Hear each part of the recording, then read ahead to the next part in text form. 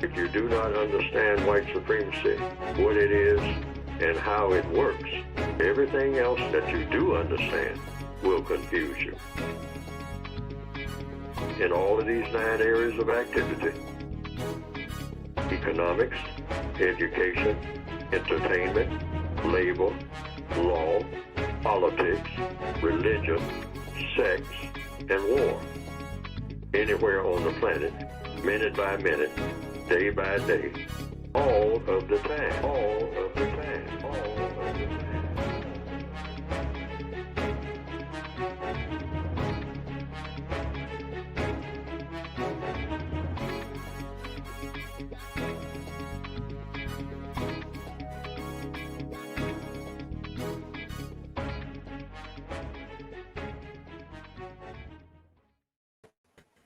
Well, good morning, good afternoon, and good evening, wherever you are at on this planet.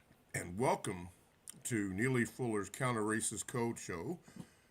I am one of the co-hosts, Mr. Bobby, and with me, as usual, is Gate. And we are delighted that you have joined us today, being the 9th of September, 2025. Gate has planned a good show today, and we are particularly delighted to have your participation. So let me get some house items out of the way. You can help support and promote the show by hitting the like button and the share button.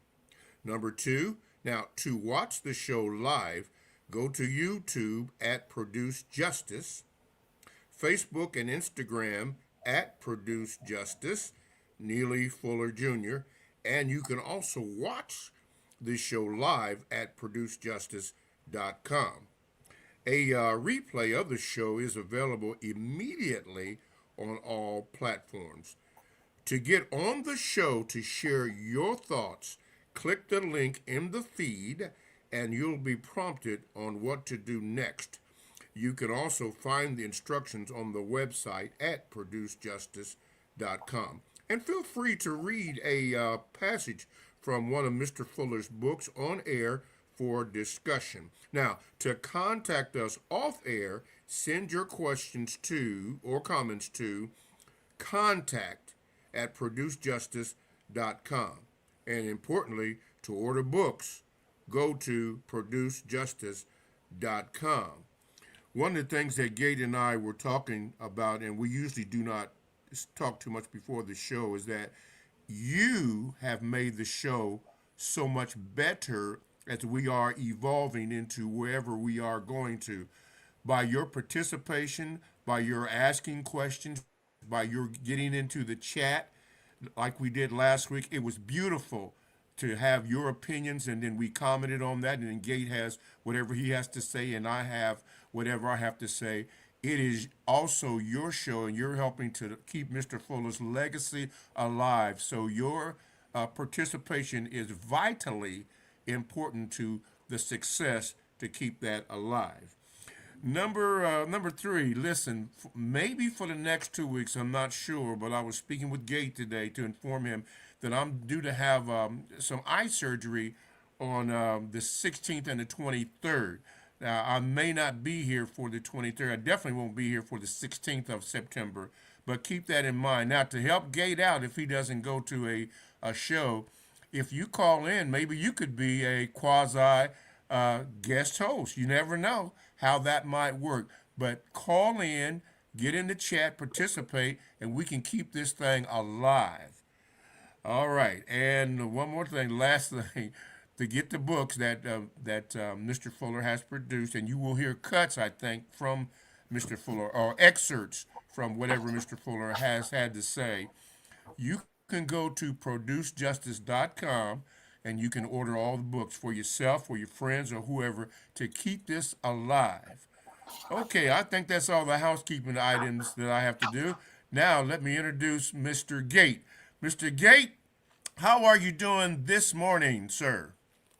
Good morning.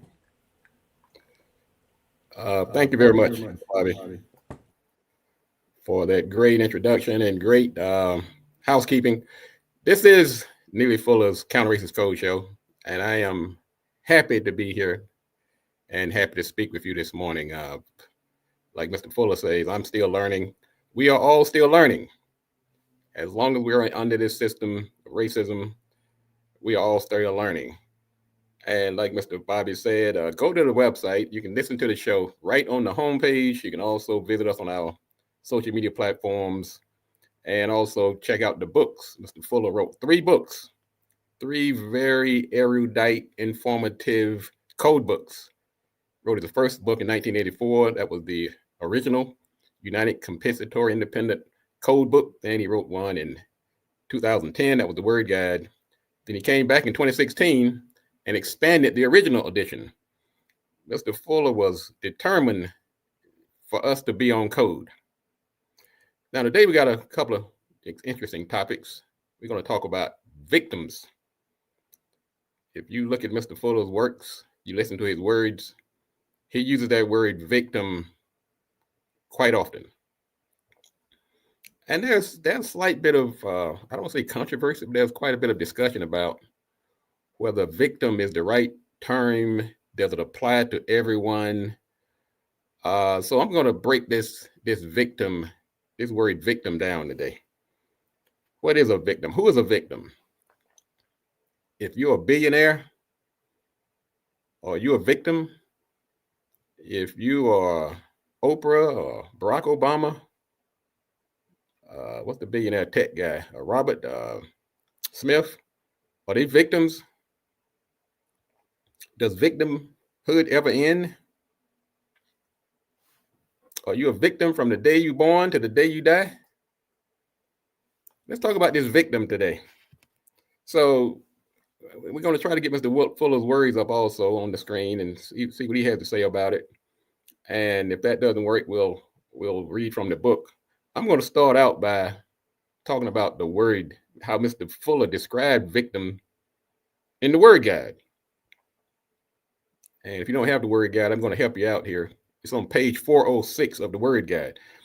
Like I said, in 2010, Mr. Fuller wrote a book called the Word Guide. So he took some common words, some not so common words that are part of the lexicon of the victims, and he put together a nice book. And in 406 of that book, he said, victims use this word mostly to apply to the non-white people in the known universe during the existence of white supremacy, also racism. Also use the word victim to apply to any person who is directly or indirectly mistreated in regards to any area of activity of existence. Study the ways that others use the word victim. During the existence of white supremacy, do not use the term victim of racism to apply to any white person. If a white person is mistreated by any person, white or non-white, during the existence of white supremacy, say that person is the victim of mistreatment by the person who did the mistreatment. Now, he also said during the reason for this, during the existence of white supremacy, race is racism, racism is white supremacy. All non-white people are victims of white supremacy. Now, he didn't make any exceptions.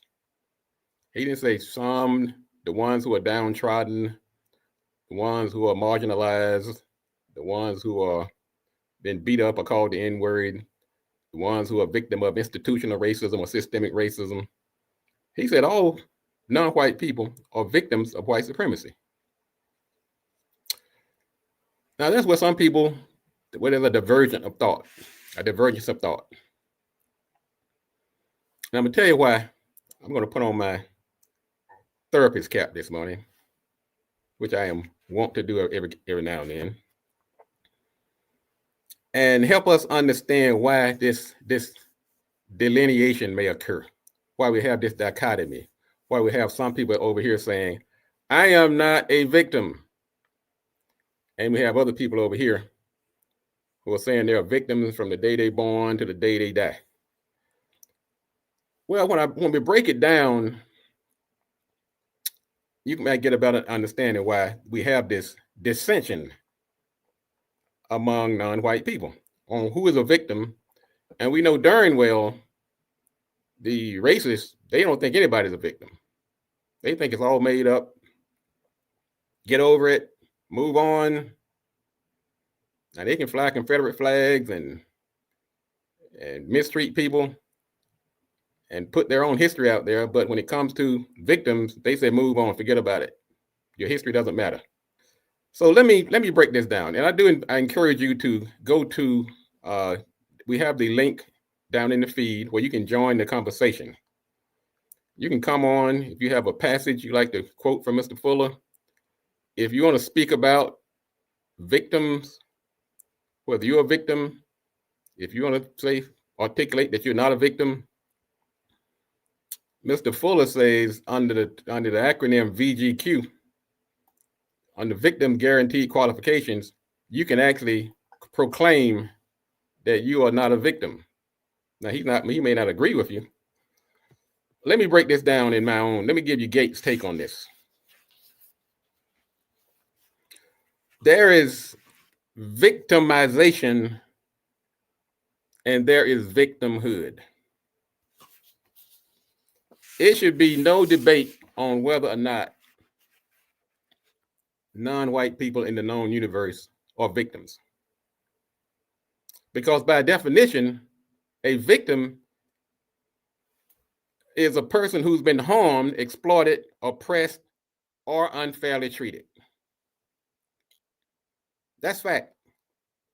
That is absolute. There is no debate about that.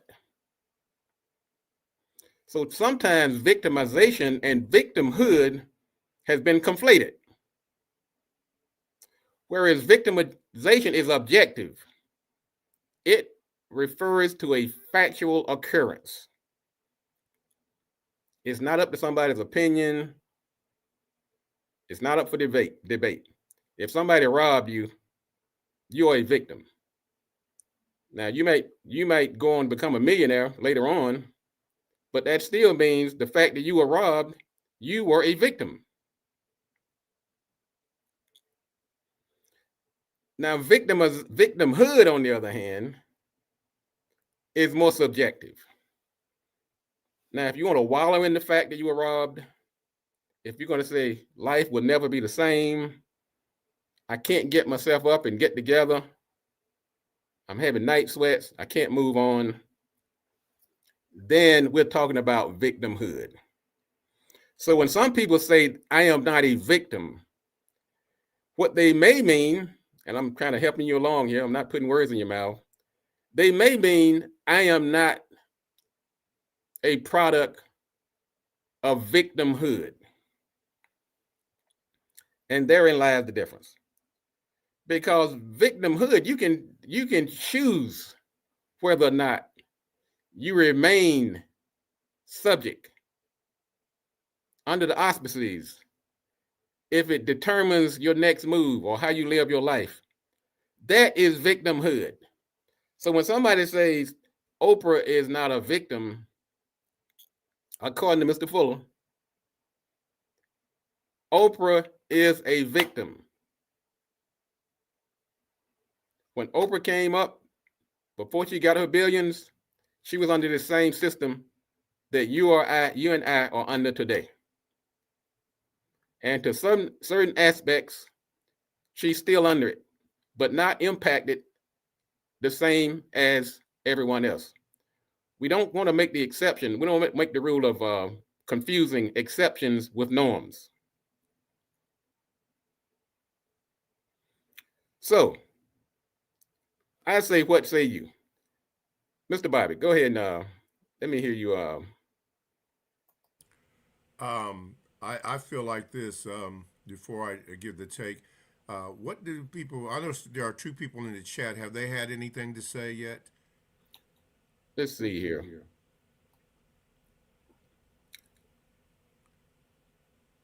We have Sack 7. He says, the practice by white supremacists and racists of using substantial numbers of non-white people as buffers, blockers, and barriers between themselves and other non-white people. I think Mr. Fuller may have called that racial showcasing. Also, I think what Sack 7 also said earlier, he asked this question, which is a very good question. He says, so many people deny non-white, so many non-white people deny that they are victims of white supremacy. And they deny that white supremacy produces non-white victims. Now, I will say there are many people who vehemently will deny that they are victims. I said, that's okay that they feel that way. That's their VGQ. It's okay. That's the beautiful thing about the code that Mr. Fuller has presented to us is that you're able to give your opinion because as a victim, you are qualified. Even if you don't think you are a victim, you're still qualified. Which brings me to this. Because I live and act and speak in a codified manner, I take what Mr. Fuller said at the beginning of every program. If you don't understand, and he says racism, white supremacy, what it is, and how it works, everything else that you understand will only confuse you. I take the word as today as victim and put it in that place. If you don't understand victim or victimization, what it is and how it works, everything else is going to confuse you. The point is you have to stay codified on what in or on whatever we are speaking about so that you can help dismantle the system. You mentioned of white supremacy. You mentioned Oprah Winfrey. She might be a billionaire, but she's still a victim in the system because it's not predicated on how much money you have. It is a system, a worldwide system, and that is why it must be dismantled. Gate? Mr. Bobby, you're exactly right. And I think we're going to get quite a few people harping on the fact. Um, we look at the exceptionalism of Oprah, and many of the racists will use her as an example that there is no longer any racism. And once again, what they're doing, they're confusing exceptions with norms and ignoring the fact that systemic barriers produce unequal opportunities rather than absolute impossibilities. And so, as Door of EI or EL says, Oprah is still a victim. Let me put the words up there on the screen. Said Oprah is still a victim when she was barred from a Paris high-end shopping store. That was a reminder to her and others that she is still a victim. Now, I'm going to go back to this distinction. Even though she is still a victim, that does not make her a resident of victimhood. So I'm spending some time on that today, because I do think that sometimes there is some confusion about the difference between victimization and victimhood. I'm going to drill on this a little bit. So when we leave here today, I'm putting on my professor hat so that we come here on this show. Let me just make you quickly aware of how this show works. Mr. Bobby and I, we are not here to replace Mr. Fuller. Matter of fact, we're here to do the exact opposite. We're here to make his memory indelible. We're here to make his legacy move forward. Now, what we also do, we take some of Mr. Fuller's concepts. One of his beliefs was, don't follow the person, follow the logic. We also, Mr. Fuller said, all victims have a right to voice their opinion and to speak about how they themselves would address this system of white supremacy and racism. I'm going to tell you that my approach, I adore Mr. Fuller. I admire the fact he wrote these 3 great books. As his producer for 5 years, I was listening to him for 2 hours every day for 5 years on Tuesdays, doing his radio show on Blog Talk.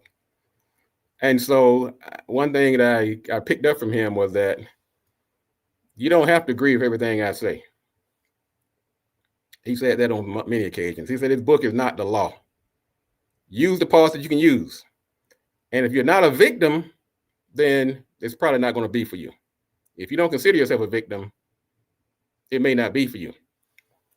So what I'm going to do today under my Gates take is, before you say this book is not for you, before you say I'm not a victim, I'm doing okay, before you say, look, I have my tech company, I have my law firm, I have my CPA degree, I have my MD, before you say I'm doing okay, so don't come to me with that victim talk. I want you to understand that there is no dichotomy. There is no space between what Mr. Fuller is saying and the fact that you could still be a victim in spite of all of that. Victimization is not subjective. You are a victim or you are not. If somebody robs you, you are a victim. No matter how many times you may get the money back, you may go on to become a billionaire, you are still a victim. Now, how you handle that victimization.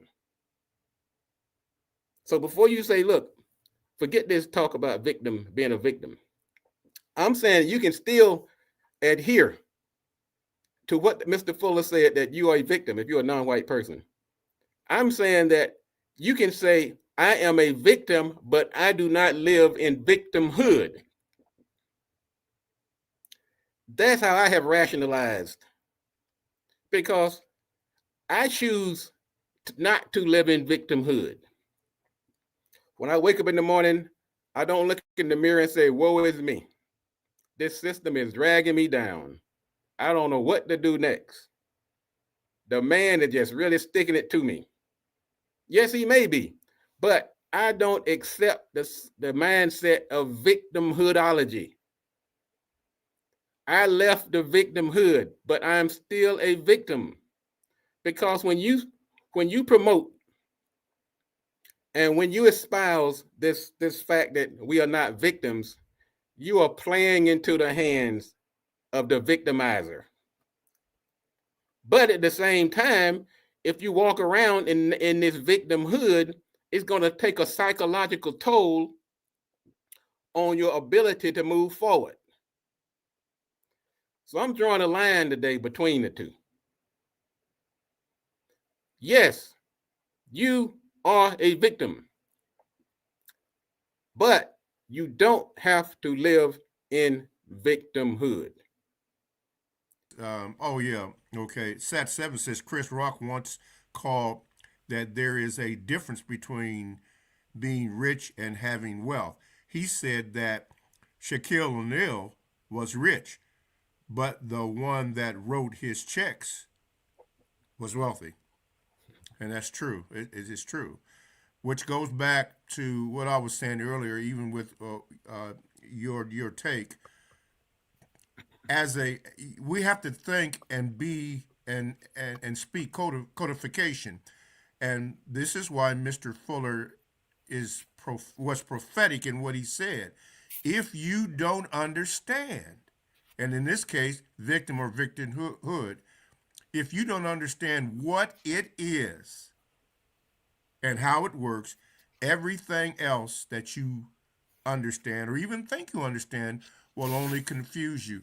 It is imperative that we live in that mode, so that whether we're discussing victimhood or victim or sex or whatever it is, we have to stay codified, understanding what it is that we are dealing with. Then we can begin the process of dismantling it, whatever it may be. But if you go outside of that, all you're going to have is just opinions and nothing getting done, which is what the system of racism and white supremacy wants you to do, because it is a system, worldwide system, and in every area of people activity. You have to understand that. If you don't understand it, then you will be confused and try to attack whatever it is that's in your periphery, and it's not going to work, because there are other in those other areas that are ongoing concurrently. And you cannot do that or think that way unless you think codified and began to dismantle it. You're exactly right, brother. Let's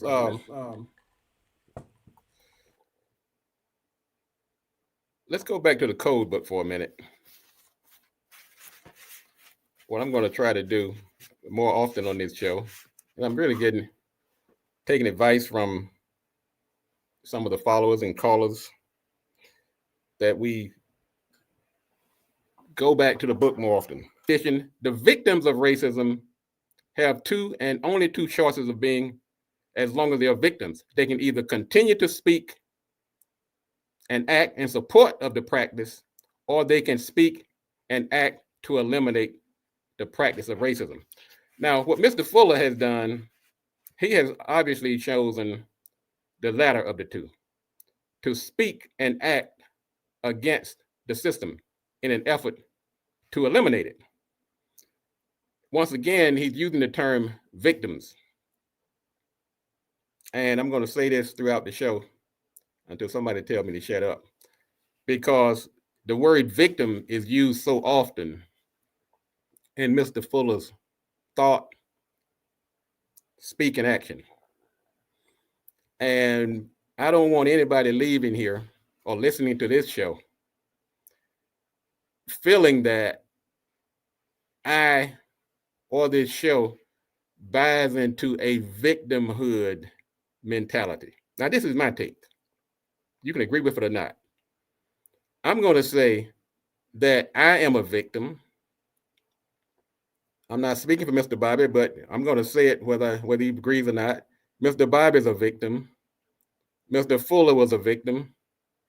Oprah is a victim. Barack Obama is a victim. Michelle Obama is a victim. Robert Smith is a victim. Shaq is a victim. Michael Jordan is a victim. And there's somebody in the audience, if they just take a clip of this show and cut it right there and give it no context, they're going to say this guy's out of his mind. And that's what the racists tend to do. They take things out of context. And they like to say that we're out here crying victimhood and that we're wallowing in our self-pity. I'm here today to say that nothing can be further from the truth. I'm not going to get into the reparations discussion today, but that's the mindset that people take into reparations. They say, hey, look, you guys have done okay. You don't need to be repaired. Because I stand up and take my life forward, because I go out here and run my company and put people to work and teach students and try to make the world a better place, that does not mean I'm succumbing to the fact. I'm not saying that I'm not a victim. My dad was a sharecropper. These hands are picked cotton. I'm a victim. But that's absolute. Those are facts. What is subjective is how I decide to deal with it. I chose not to succumb to victimhood. So what I'm trying to do here is make this case that you're not at odds with Mr. Fuller when he says that we are victims. I just want you to understand that there is a difference between victimization and victimhood onto the platform. We have many comments coming in. Mr. Bobby, can you see that? Let me get you.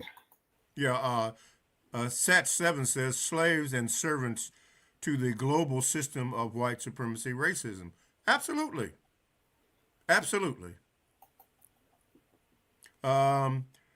Terrence Martin says the paradox of change is recognizing that there is a problem in the first place. Whoa, how true that is.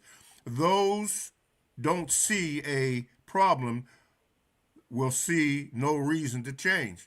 Man, you talking about something true. Yeah.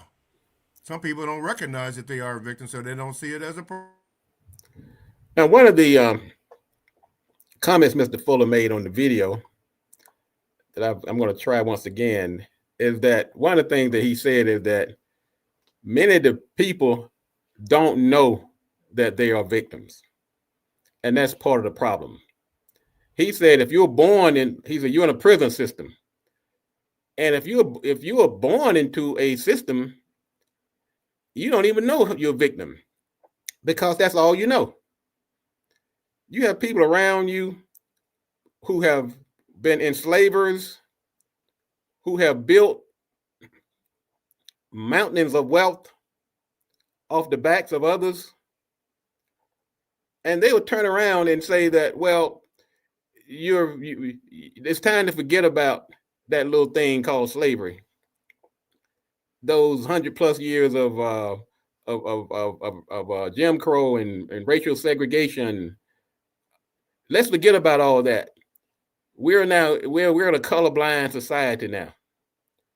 Well, you can't use that colorblind society philosophy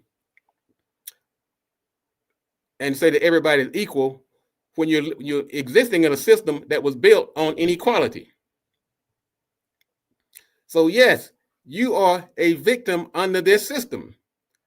And the reason it's so pervasive and it sticks around so long is because it's layered. You have individual racism, where you're dealing with daily microaggressions. You're dealing with people using threats and violence and language. You have institutional racism, where you have somebody not hiring you, denying you opportunity. You have redlining.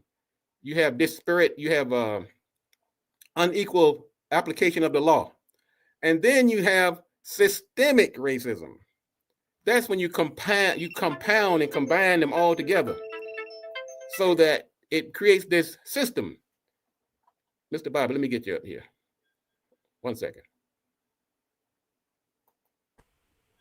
I was going to say, for those in relation to Terrence Martin's comment, if you don't really think that you are a victim, most of us have been taught the Pledge of Allegiance of this flag. And if you read and then recited the whole thing and you did it and didn't even think about it, but when you thought about it, you get down to the last line and it says, with liberty and justice for all. That's what it says. But when you think about it, my mind goes to the beating of Rodney King or George Floyd or the other victims, Tawana or Miss Taylor down in Louisville. When you think about it, liberty and justice for all? It is not true. It is simply not true. But if you don't think about it and do something about it, then you're still a victim. And see, some people think that this is worshiping Mr. Fuller. No, it is not. Fuller did not want that. He didn't want us to do that. He wanted you to think. Didn't he say the answer to any problems is to ask why, to ask questions. Why? And if you don't do that, then you stay in that victimhood. And that is not good. This is not Fuller worship at all. Yes, we want to hear what he has to say, and eventually one day we'll get all those technical bugs worked out so that you can hear his words. But here's the thing about that. Either we do that or we don't do that. You have a conflict on each side. Either we're doing it too much or we're not doing it enough. And that's bad. Thank you, Mr. Bobby. Once again, thank everybody for tuning in. This is the Mr. Fuller's Counter Racist Code Show. This is I'm Gate. Have Mr. Bobby here with me today. We're talking about victims, a word that Mr. Fuller uses in his books and his recordings quite often. And another thing that I'm doing today is there's a couple of things I'm doing today to give you kind of a take of what this show is about, what it's not about. We're not here just to parrot Mr. Fuller verbatim on his books and speeches. Mr. Fuller asked us to use logic. I'm a logical person. I teach logic. I speak logic. And if my job was to come on here and just read Mr. Fuller's quotes for an hour, I wouldn't be here because I'm a thinking individual, and Mr. Fuller encouraged that.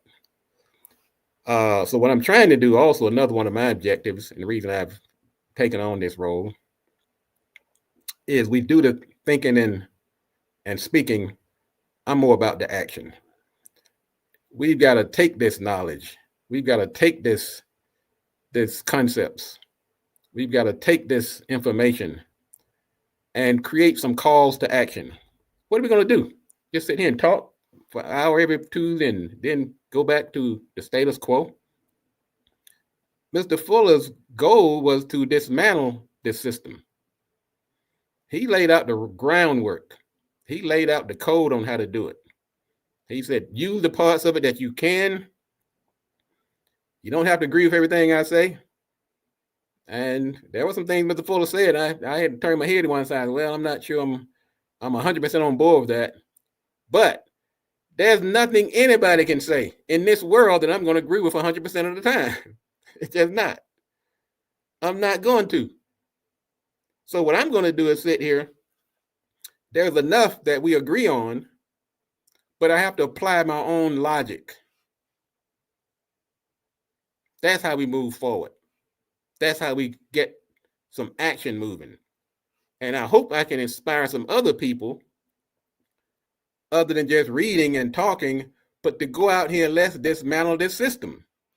Now, I'm going to bring up Terrence Martin. It says what? Try explaining to a fish that he or she is in the water. Very difficult. Racism, white supremacy is not rocket science. It's it's way more difficult to understand. That's Terrence Martin. Yeah. Boy, Terrence is right on it. Thank you, Mr. Bob.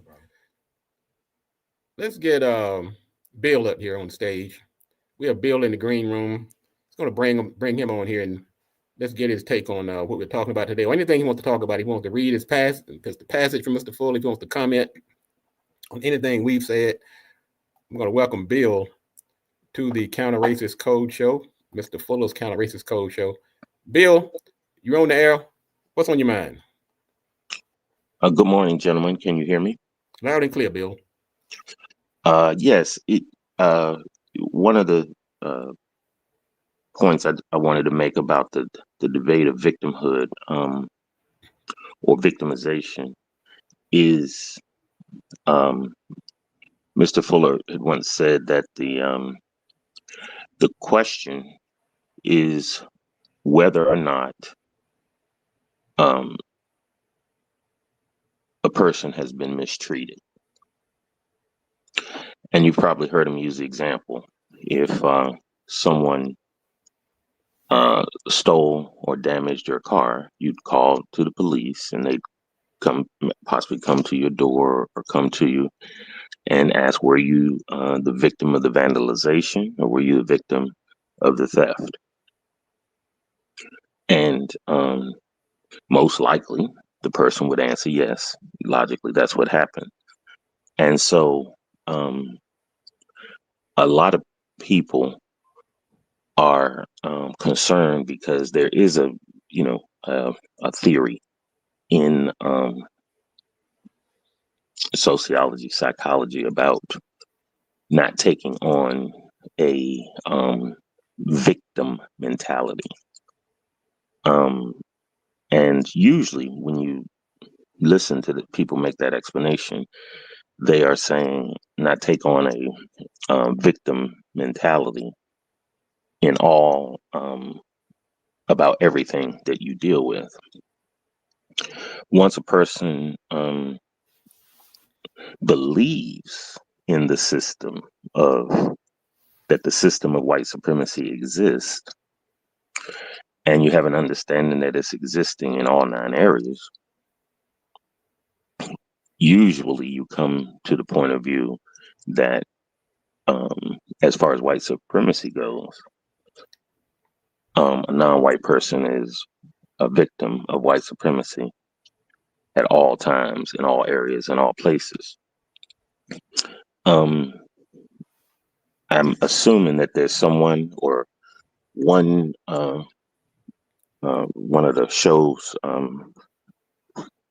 the audience has come in and said that they don't believe that they are a victim, or they um, don't believe that all Black people are victims. Is that the case? What we're discussing now? That's exactly right. There have been, and we'll try to get it up on the screen again. A caller actually called in and articulated that he didn't believe that everyone was a victim.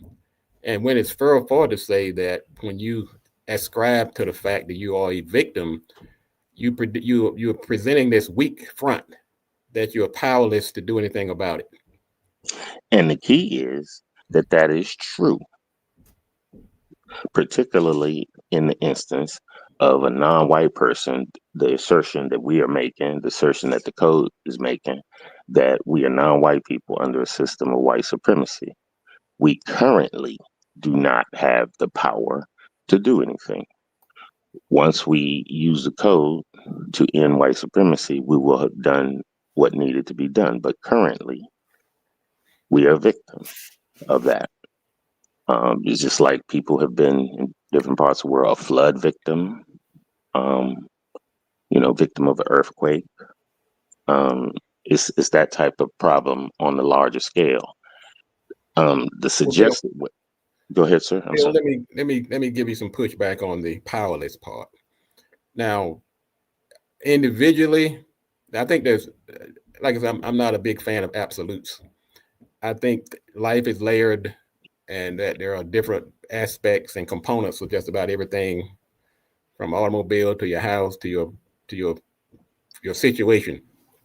I think that you have the power to move yourself away from a victimhood mentality, and you have the power to impact how much how you can influence how you are impacted.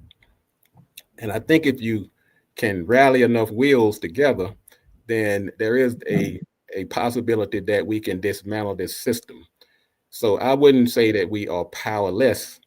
I think that we have a formidable force, and it's going to take a lot of effort, a lot of people coming together. But I'm very reluctant to subscribe to the term powerless. And feel free to come back to defend your position. Yes, and this is, as everything in the code, is a matter of semantics. However, to address another point you had earlier, this is one of the first important parts of the code, is to use a language that people agree on enough to go to the next step.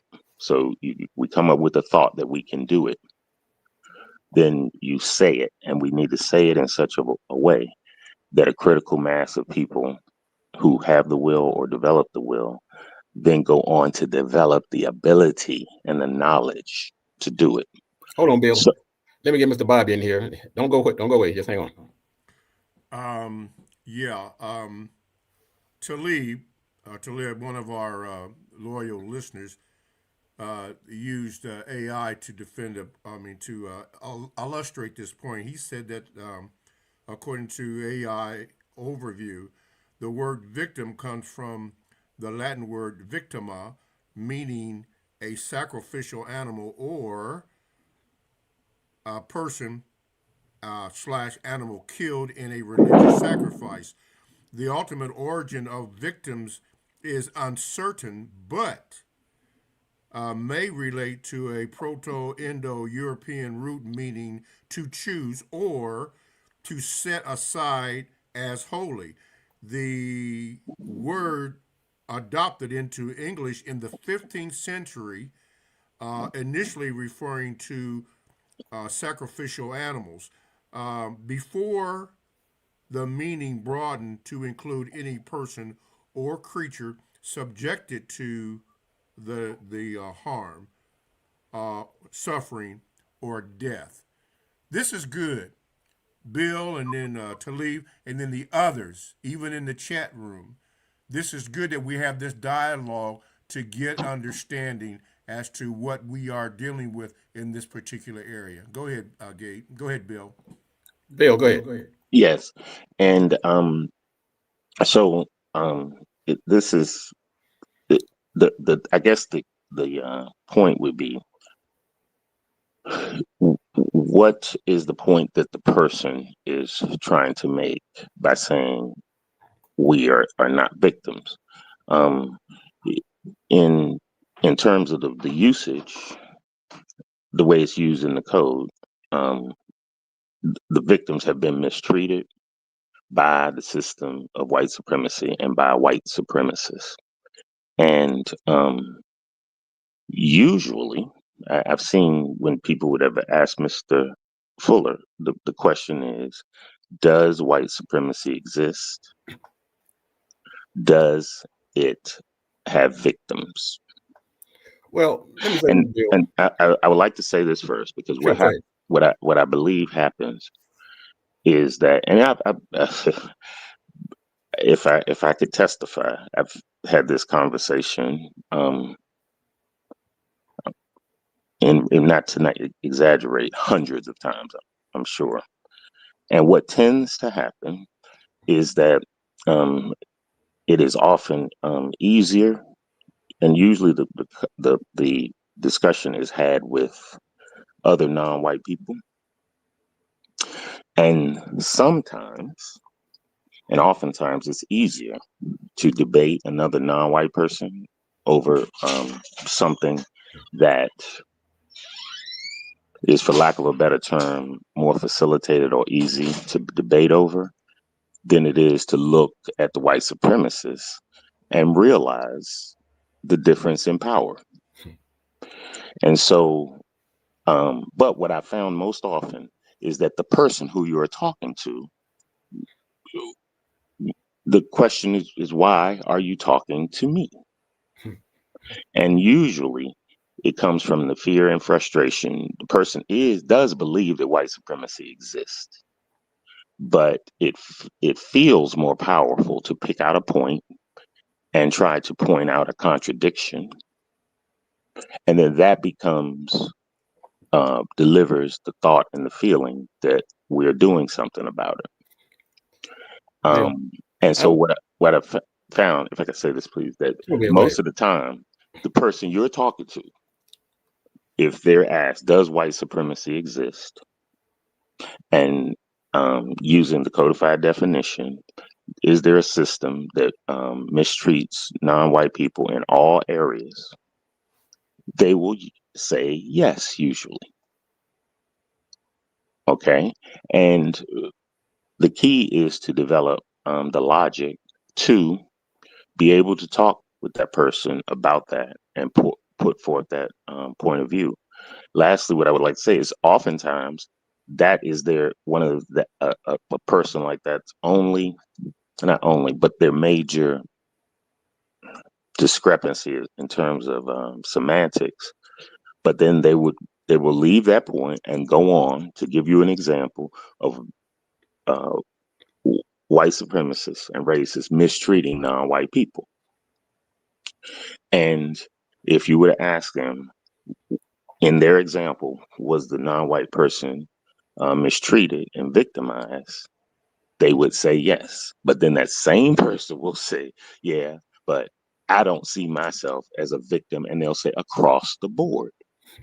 And so it's just important. And in actuality, one of the responses to that is that's a point of VGQ. The only problem with it is if you were to use it in discussing it to the person, they're going to point out the word victim and try to say that they're not a victim across the board. So one of the suggestions might be to just go ahead and give the person their VGQ on the use of the word victim and continue. Bill, that's deep. Go ahead, Mr. Bobby. I just say go ahead, because we're getting short on time here. So go ahead. Well, Bill, what you have said is really kind of it's very erudite, it's very prophetic, and you define and encapsulated this discussion today.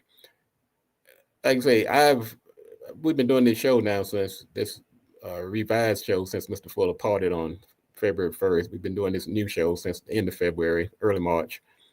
And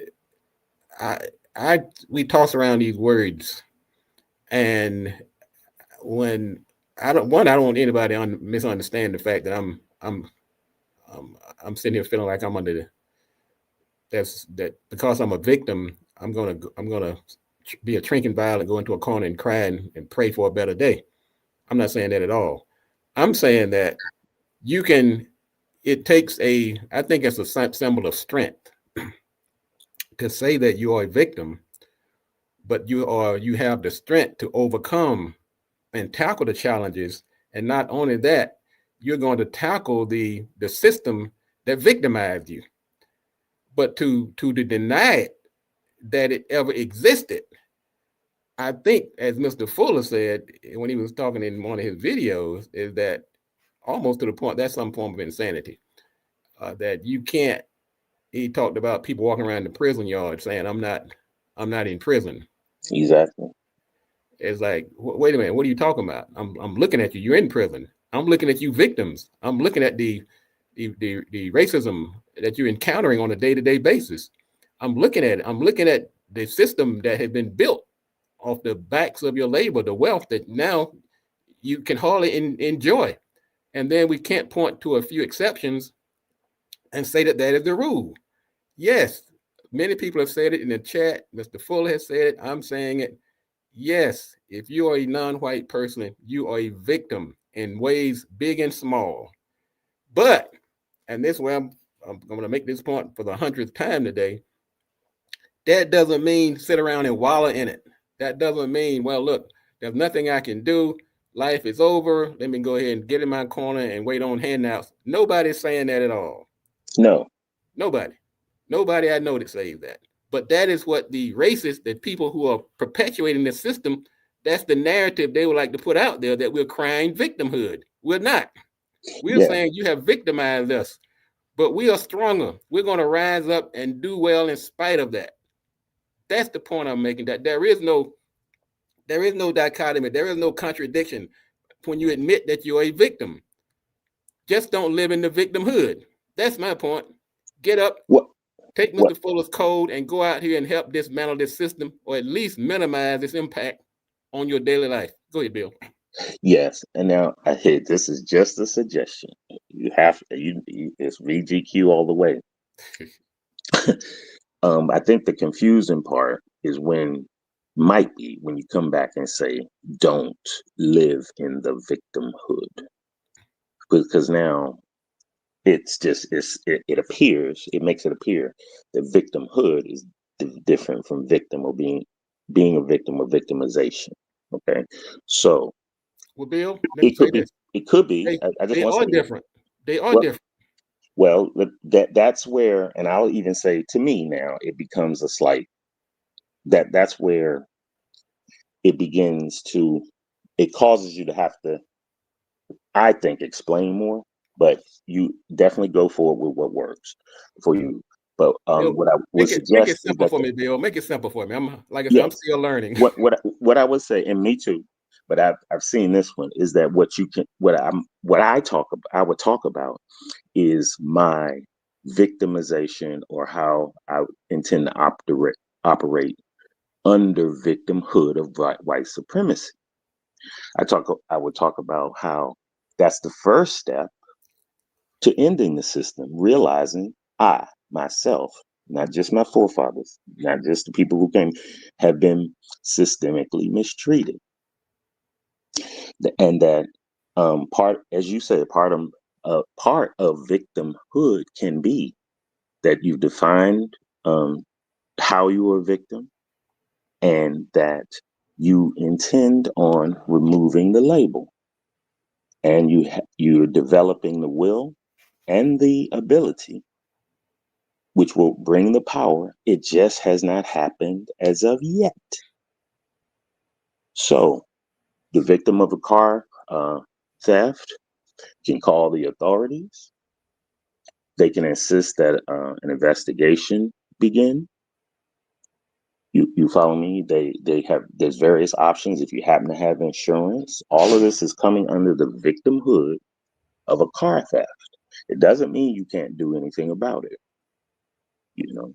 And so that's what I'm saying, because when, you know, it it may be the explanation is that you're saying, um, being a victim of white supremacy does not mean you have to remain a victim. There is something you can do about it.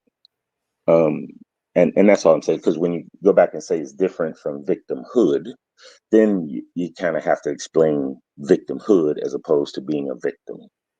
Okay. And I think the point is that it is what you said earlier, is that it does not mean you cannot do anything about it.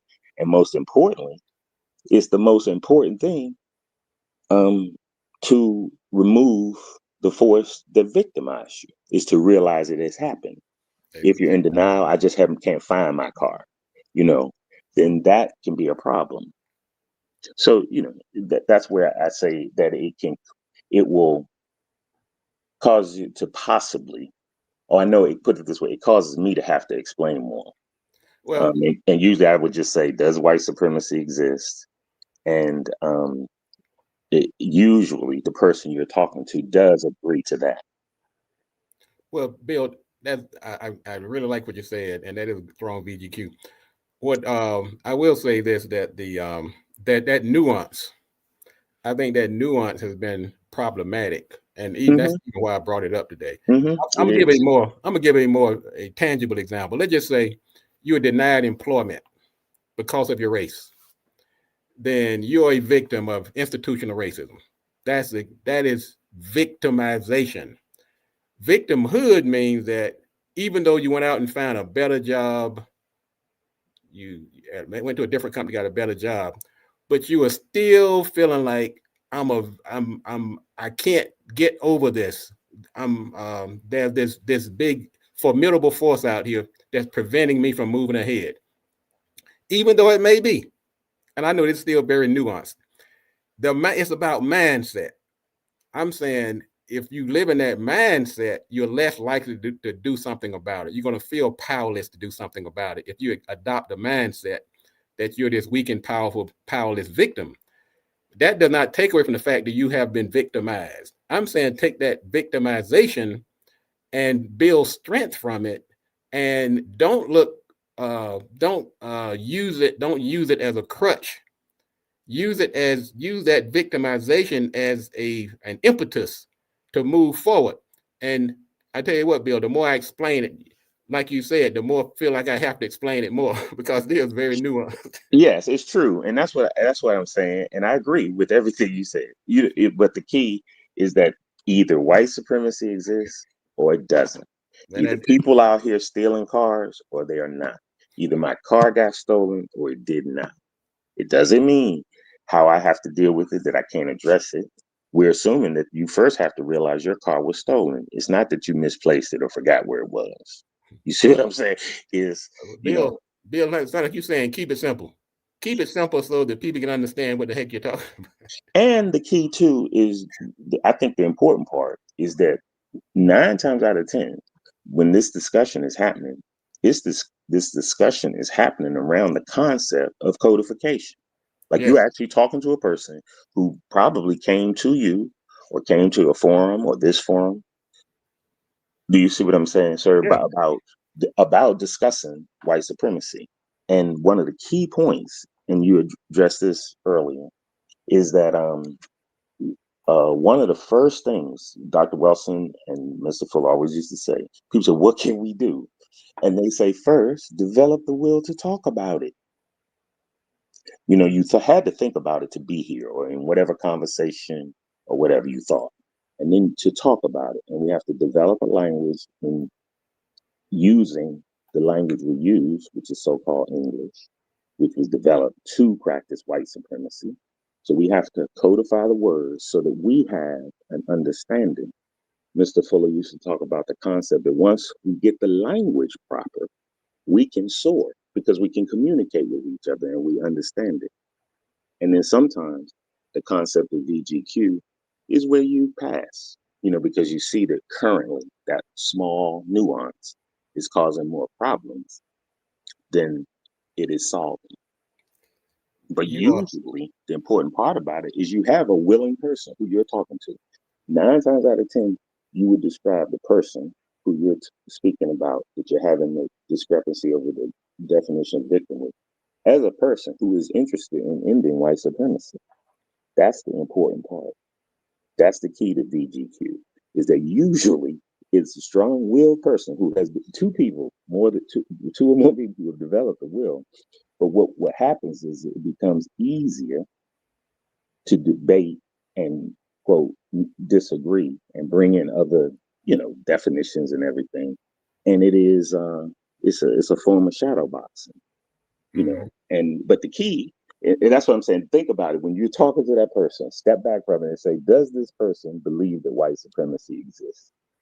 And usually you will say yes. And that's where it becomes a VGQ issue. And I think it's part of the interesting part is that the label for that is victims guaranteed qualification. That same person will tell you about how they got mistreated by some white people, what happened on their job, and it's most likely true. Well, Bill, Mr. Fuller, just the fact that he led that acronym off with the word victim. Yes. It amens exactly what you're saying. Yeah. They're admitting they're a victim when they do the VGQ to begin with. Mm-hmm. The nuance, like I said, it could be some cases add more confusion, but it also it increases the debate, and that's what I'm trying to do today is to get the dialogue going, apply logic, and let us know that one of the main things I'm glad you brought out, that even though that person may not understand all the nuances between victimization and victimhood, one thing that's generally clear is that they do admit that they have been a victim of this system and that they are hell-bent on dismantling it. And that's where people come together, and that's why VGQ becomes so important. What I like to do, Bill, is to after the fact, delegate you as our co-host for the day, because you've been so insightful and added such substance to the conversation today. So welcome as our co-host on September 9th, 2025. You have been our guest co-host, and I appreciate you joining us this morning. And thank you. I hope you come back again and lend your voice to our discussions in the future. What we're going to do next time we get together, I was going to talk about it today, but Bill gave me such good feedback. We're going to talk about sports. We have the football season kicking off, and Mr. Fuller talked about sports under his entertainment, and just in a nutshell, what he's saying, that the white supremacists are happy to confuse us with comfort, to take our energies away from fighting injustice, and they're glad to throw things like sports and football and so forth at us to kind of, I guess, neutralize us and divert us. He didn't say don't necessarily participate. He said, but don't let these exciting games and so-called sports divert you or get you comfortable within this system. And I think that we have to keep that in mind as we were watching the game the other night between the Ravens and the Buffalo Bills, and last night between Chicago and the team that they were playing. If you must watch, you have to don't be caught up into the fact that this comfort that the white supremacists are happy to give you is somehow they're giving you something. That what they're doing is to make you comfortable, to take your eyes off the struggle or the fight for justice. Mr. Bobby, any final words? Yes, producejustice.com. Bill, any final words? Produce justice. All right. All right, folks. We'll see you next week. Thank you again, everybody. This show will be available on repeat by going to producejustice.com. You can also get it on YouTube. Mr. Bobby is not going to be here next week. I'll determine whether I'll be back next week without him next week or not. Just go to the website and we'll let you know if there'll be a show or a repeat of a former show. But there will be something on this channel at 9:00 on next Tuesday. So tune in. Even when we're not here, we have the message board open. The feed is, the matter of fact, the feed is really kicking what we discovered when we run repeat or rebroadcast, the feed is live. We do polls, we ask questions, we get engagement. So there's always a reason to come back here, whether we are live or whether we are running a rebroadcast. So thank you again. We're going to move out by looking at some of the very good comments coming in. I don't watch sports anymore. Ever since Kaepernick, go ahead there, brother. Football and basketball season is psychological heroin. Sports is slavery. So as we can see, there's a range of opinions about how people view sports and whether or not we should be participating in it. I know we had the situation with Kaepernick a few years ago where all this brother did was took a knee, and all of a sudden, he got blackballed by the industry, and a lot of people did step away from the sport after that. And many people never came back. Some have come back, but they're giving it the side eye, or they're doing it with a lukewarm enthusiasm. And once again, as long as you keep your eye on this system and don't get too comfortable, don't be neutralized.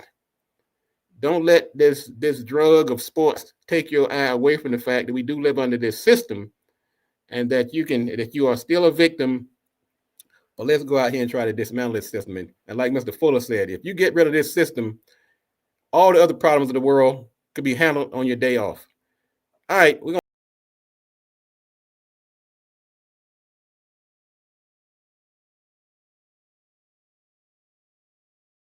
to see themselves or project them or understand themselves to be victims.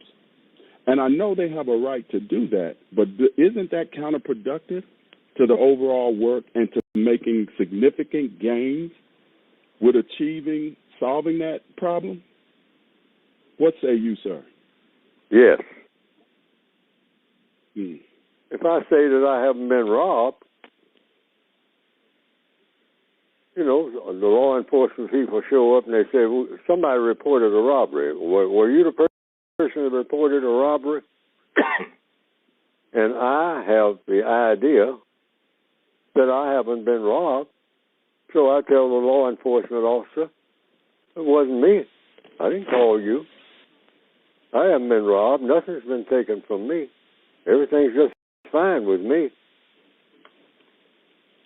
So if a black person says that, ain't no such thing as white supremacy. Ain't nobody supreme over me. I do what I want to.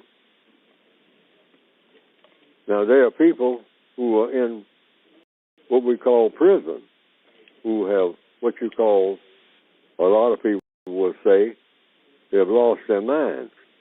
They would say, they walk around grinning all day, eyes bugged and grinning and saying, oh, I'm in paradise. This is happy land. This is wonderful. Everything is beautiful. Life is wonderful. And they're walking around in prison. And so the other prisoner, the cellmate, for example, says, hey, man, you're as like as ours. Or you are as fulsome. You're in prison. You're doing triple life. No, I'm not. I'm in paradise. This is paradise. You're looking at it all wrong. I mean, something wrong with you. I mean, the food is great. I mean, and these walls are protecting me from the animals outside. And I like it here, don't you? There's something wrong with you. See, so in answer to the question, yes.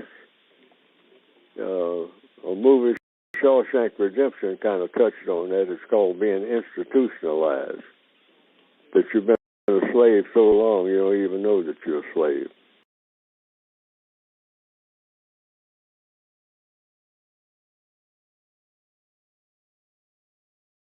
What is justice? Guaranteeing that no person is mistreated and guaranteeing that the person that needs help the most gets the most constructive help.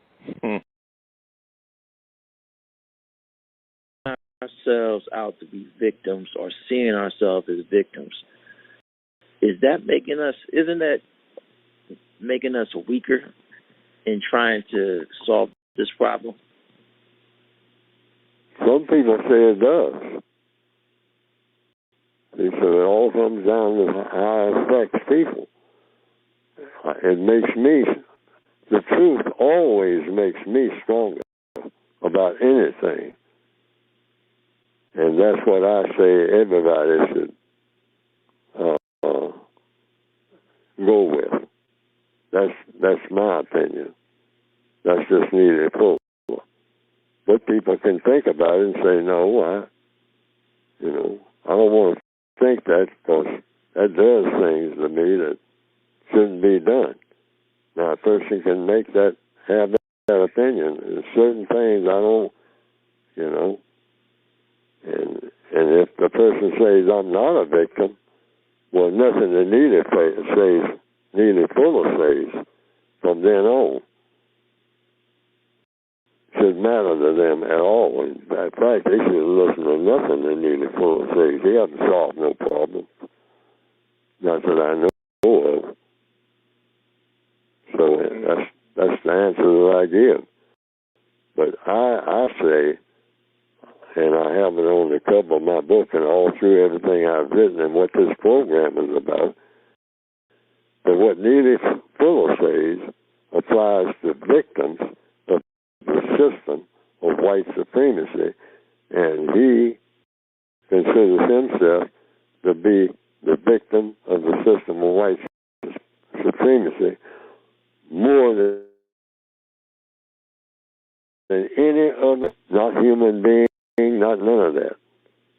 Victim of white supremacy. I'm more of that than I've ever been, ever. According to what? The truth. Is it logical to always refer to the term as white supremacy, racism, white supremacy?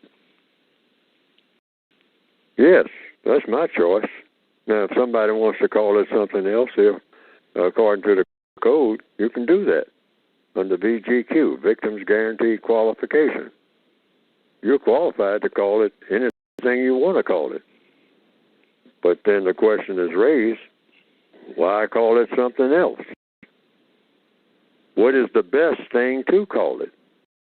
That's another question. So if you have a suggestion about what to call it, I've heard people say, call it prejudice, call it bigotry. I looked at all those terms, and I decided it's best to call it what it is, because other terms can be confusing. Call it white supremacy.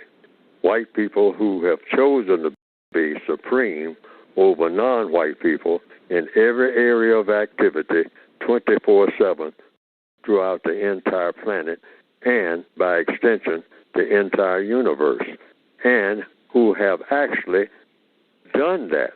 It's not a theory, it's an actuality. I say that is because in 15 minutes or less, all they do is make the decision. We're not going to have racism anymore. And racism would disappear overnight. Black people would wake up and say, people are acting strange. What's going on? The whole world seemed like it changed last night while I was asleep. I know I couldn't have been asleep that long. Everything has changed. It would be just that fast if the white people of this planet said, hey, no more racism by 7 o'clock tomorrow morning, okay? None. Zero. I mean, it'll be like it never happened. If you do not understand white supremacy, racism, because white supremacy is racism, what it is and how it works,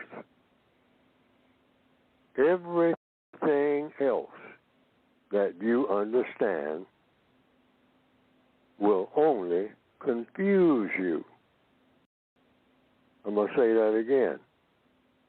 If you do not understand white supremacy, racism, what it is, what is white supremacy, and how it works, everything else that you understand will only confuse you.